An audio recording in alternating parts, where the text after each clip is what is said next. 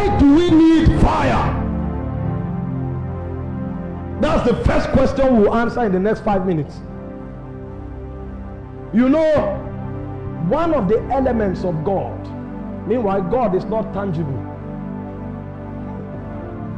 But you see, in order for mortals to be able to cognitively understand the person called Elohim, he tries to reveal himself through tangible realities. But God is immaterial, God is intangible. However, for man to be able to articulate the essence of God, he defines himself through tangible things. So the Bible says God is light. God is not light. But if he doesn't call God light, there's no way you can know God, because you know light. So because you know light, he uses light to define God.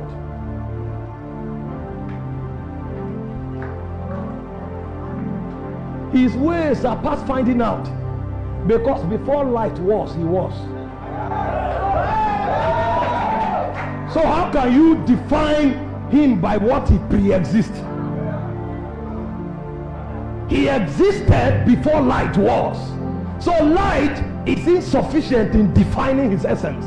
But in order for you to understand who he is, he uses the characteristics of light to define a deity that cannot be approached. So the Bible said he dwells in light that is unapproachable. And another way God is defined, he said God is a consuming fire. So one of the ways by which Elohim was known in the world that was, not this world, because there was a civilization that existed before this civilization. The civilization that existed before this civilization was a civilization of spirits. There were no beings with corporal elements. The world and the realms were dominated by spirits. The first earth, before it was destroyed, the governor of that earth was Lucifer, the son of the morning. So the way spirits lived was to express different dimensions of God. So there are angels that are made of light. So the way they give witness to God is not by talking, it's by manifesting him.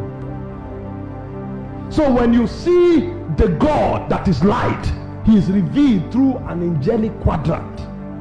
And then there are other angelic quadrants that reveal God as fire.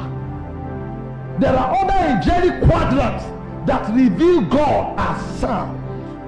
So when they show up, you hear volumes of sound that you don't know their origin. The reason is because there is a constant vibration in the bellies of Elohim. So those angels give testimony to the God of sound. There are angels that give testimony to the God of fire. There are angels that give testimony to the God of light.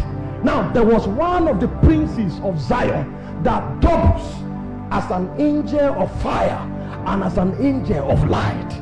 His name was called Lucifer, the son of the morning.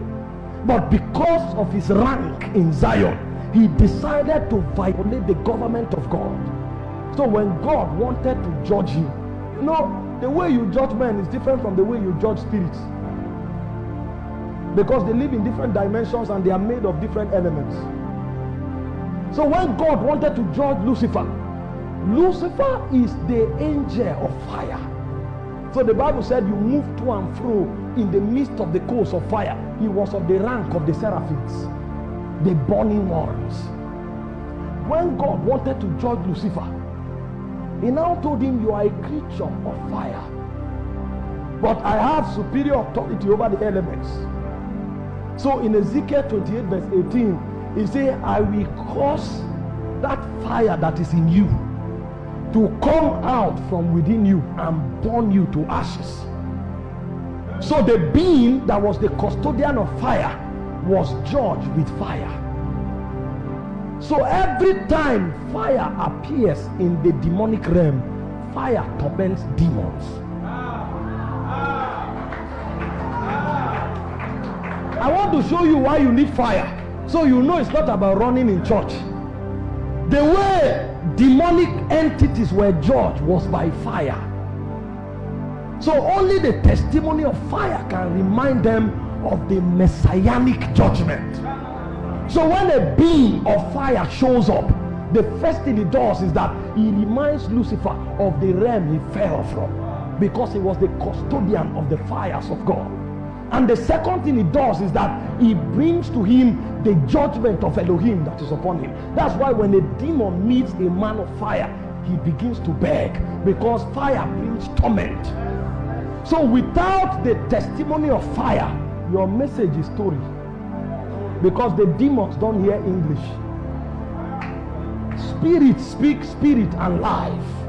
So the first witness a man carries to have authority in the demonic realm is the witness of fire. That's why he said he maketh his angels spirits, but his ministers flames of fire. The reason is because if you can't judge a demon, you cannot bring kingdom to his realm. He will fight, he will rebel, and he will revolt.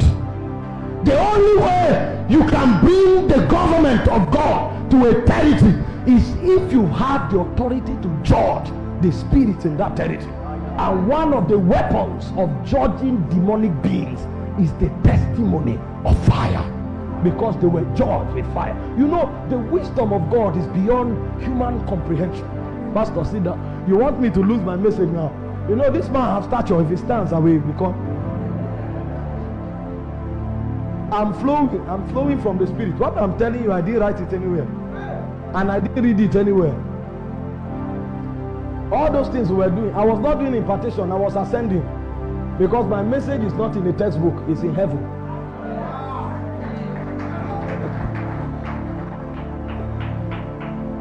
If we don't rise, we will lose. Our generation will be lost, and God will still be Elohim, because his name is I am that I am. So there's no past, present, or future. Everything is now. So 100 years can be cut off. God didn't notice. The reason God will notice is the texture of witness that generations bring, because our witness is like a delegation into the realm of the immortals, that we are also part of the agenda of God. We can be carrying out activity on earth, but there will be no delegation in heaven. So when the immortals begin to bring verdict and legislation, they can forget our generation, until a man stands and say, restore. Restore. 400 years can be in darkness, because there are no custodians on earth that can create a gangway between earth and Zion, and say even in this generation there's an assembly of men that are able to preserve the worship and the memory of God. There can be many churches, but there will be no territorial witness. And when the immortals begin to function, they don't function because our number is many.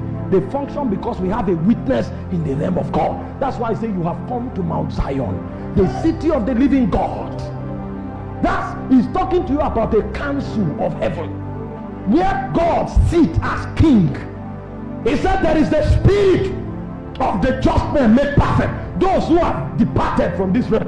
And he said there is a witness of the church of the firstborn. So without the witness of the church of the firstborn, a generation will be exempted from the immortal and eternal counsel and the council of Zion. And then you say we walk through time, and they'll say we didn't notice, because every generation is wielded to witnesses.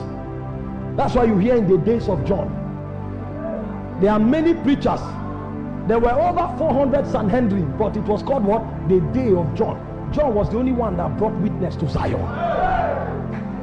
And if John was not in that generation would have been lost, because there was 400 years of darkness between Malachi and Matthew.